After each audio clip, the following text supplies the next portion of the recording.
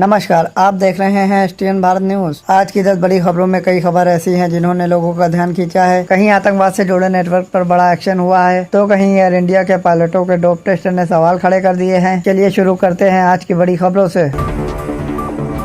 UP ATS का बड़ा action, Pakistan तक पहुंच रहा था पैसा। उत्तर प्रदेश एटीए ने बिहार के 24 साल के युवक को गिरफ्तार किया है। अधिकारियों के मुताबिक उस पर पाकिस्तान स्थित आतंकी संगठन जैश ए मोहम्मद से कथित संबंध और पाकिस्तान में मौजूद हैंडलर्स तक क्रिप्टो करेंसी के जरिए पैसा भेजने का आरोप है। जांच एजेंसियों को डिजिटल ट्रांजैक्शन और बातचीत से जुड़े सुराग मिलने की बात कही गई है। अब एटीएस इस नेटवर्क की पूरी कड़ी खंगाल रही है। आखिर पैसा कहाँ से आया, किसे भेजा गया और इसके पीछे कितने लोग जुड़े हैं। यह मामला इसलिए भी गंभीर है क्योंकि जांच में क्रिप्टो करेंसी के जरिए कथित फंडिंग का एंगल सामने आया है। एयर इंडिया के 2 पायलटों का dope test non negative. Air India से जुड़ी एक खबर ने विमान सुरक्षा को लेकर सवाल खड़े कर दिए हैं। रिपोर्ट के मुताबिक 300 से 400 पायलटों की स्क्रीनिंग के दौरान 2 पायलटों के शुरुआती डोप टेस्ट में नतीजे नॉन नेगेटिव आए हैं। दोनों को फिलहाल उड़ान ड्यूटी से हटा दिया है और उनके सैंपल की पुष्टि के लिए आगे की जाँच चल रही है। यानी अभी अंतिम रिपोर्ट का इंतजार है। लेकिन इस खबर ने एयरलाइन इंडस्ट्री में सुरक्षा को लेकर चर्चा और तेज कर दी है। राहुल गांधी को लेकर सुप्रीम कोर्ट का बड़ा आदेश। कांग्रेस नेता राहुल गांधी से जुड़े कथित आय से अधिक संपत्ति के मामले में सुप्रीम कोर्ट ने बड़ा कदम उठाया है। रिपोर्ट के मुताबिक सुप्रीम कोर्ट ने इलाहाबाद हाईकोर्ट से इस मामले में आगे की कार्रवाई फिलहाल आगे न बढ़ाने को कहा। यह मामला राजनीतिक रूप से काफी संवेदनशील है और सबकी नजर अब आगे की कानूनी प्रक्रिया पर है। दिल्ली में डीसीपी के घर चोरी, 24 घंटे में खुलासा। दिल्ली में एक डीसीपी के घर चोरी का मामला सामने आया, लेकिन पुलिस ने दावा किया कि इस केस को करीब 24 घंटे में सुलझा लिया गया। पुलिस के मुताबिक आरोपी को गिरफ्तार किया गया और चोरी हुआ सामान भी बरामद किया गया। इस केस में सीसीटीवी और पुलिस की जांच अहम कड़ी बनी रही। अब सवाल यह है कि आखिर इतनी सुरक्षा वाले इलाके में चोर घर तक कैसे पहुँचा। बेंगलुरु में पिता और 4 साल के बेटे की मौत। बेंगलुरु से सामने आई एक दर्दनाक खबर ने लोगों को झकझोर दिया है। एक घर में एक व्यक्ति और उसके सिर्फ 4 साल के बेटे की मौत मिली। पुलिस मामले की जांच कर रही है और रिपोर्ट के मुताबिक मृतक की पत्नी के कथित अफेयर के एंगल को भी जांच में शामिल किया गया है। फिलहाल पुलिस हर पहलू से मामले की जाँच कर रही है और मौत की असली वजह जाँच पूरी होने के बाद ही साफ होगी।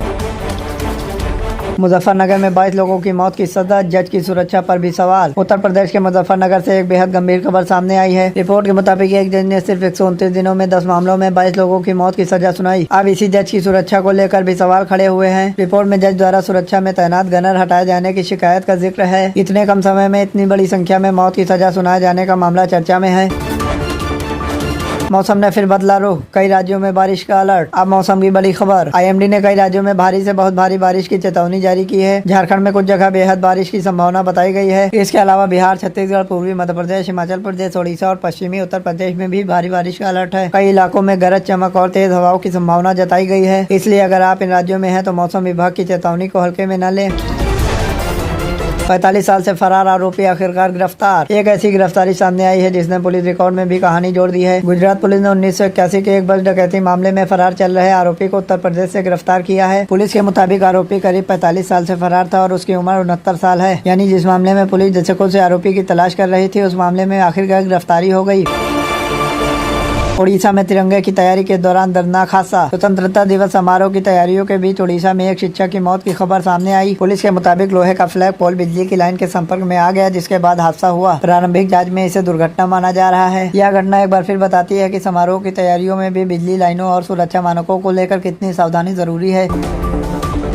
सुप्रीम कोर्ट में आज जजों की संख्या बढ़ेगी। देश की सबसे बड़ी अदालत को लेकर भी बड़ा बदलाव सामने आया है। सुप्रीम कोर्ट में जजों की स्वीकृत संख्या बढ़ाने के लिए कानून में बदलाव किया गया है। इस कदम का मकसद लंबित मामलों के बोझ को कम करना और न्यायिक व्यवस्था को मजबूत करना बताया गया है। राष्ट्रपति की मंजूरी के बाद यह बदलाव आगे बढ़ा है।